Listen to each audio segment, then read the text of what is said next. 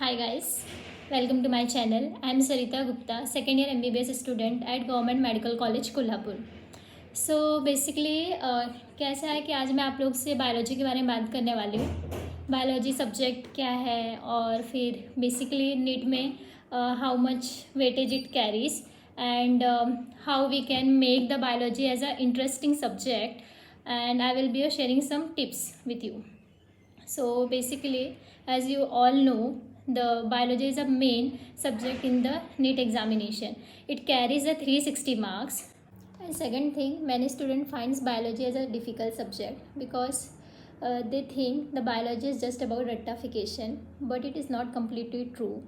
Biology is really an interesting subject, but there are many places in the biology where you have to basically memorize the things.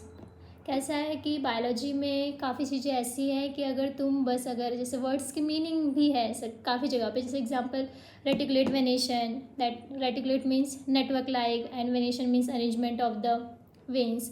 सो ऐसे बहुत सारी चीज़ें हैं biology में जहाँ पे अगर तुम बस वर्ड्स की मीनिंग याद करोगे तो चीज़ें will be a very simple. Okay, like second thing is gametogenesis, formation. Gamete means and genesis means formation of the gametes.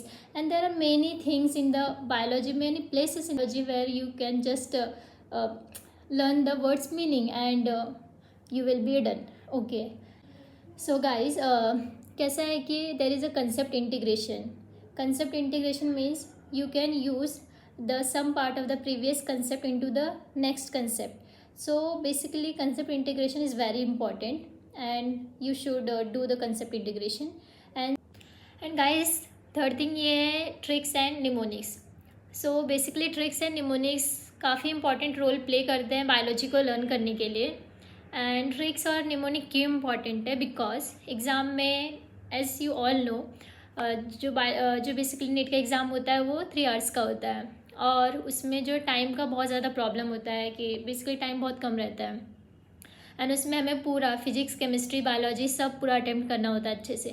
And अगर तुम्हारे पास पहले से अगर ट्रिक्स वगैरह है तो उस टाइम पे तुमको चीज़ें रिकॉल करने में काफ़ी इजी होता है. ठीक है, और तुम फटाफट क्वेश्चंस कर सकते हो और इसके बाद भी chances of the question getting wrong is basically minimum. So tricks and इसलिए ट्रिक्स एंड निमोनिक्स बहुत ज़्यादा इंपॉर्टेंट है. I will be sharing my one experience in the NEET exam. There was one question, the alpha and beta secretes which of the following hormones, like this was the question. So basically this is a question from the chemical coordination. There is one chapter in the 11th standard. So basically in the chemical coordination there are many things to be remembered and this chapter carries the अच्छा खासा weightage. Minimum 2 questions are coming from this chapter. So basically इस chapter में तुमको tricks बनाना चाहिए मेरे हिसाब से. तो मैंने एक ट्रिक बनाया था इसके लिए बेसिकली हार्मोन्स के लिए. तो this was the BIGA, BIGA. So B4 beta cells I secrete, I means insulin, so beta cells secrete insulin and GA means glucagon and alpha cells. So alpha cells secretes basically glucagon. So this was one of the example. So ये example था जो मैंने आपसे अभी share किया. इसके माध्यम से मैं आपको ये बताना चाहती हूँ कि ट्रिक्स का इंपॉर्टेंस है एंड आप ये सब करके बायोलॉजी को एक इंटरेस्टिंग सब्जेक्ट बना सकते हो, आपके लिए ईजी हो सकता है. Guys, I'm planning to start the test series videos on the biology and let me know in the comment box if you are excited or not. And for such videos, please like, share and subscribe to my channel. See you in next video.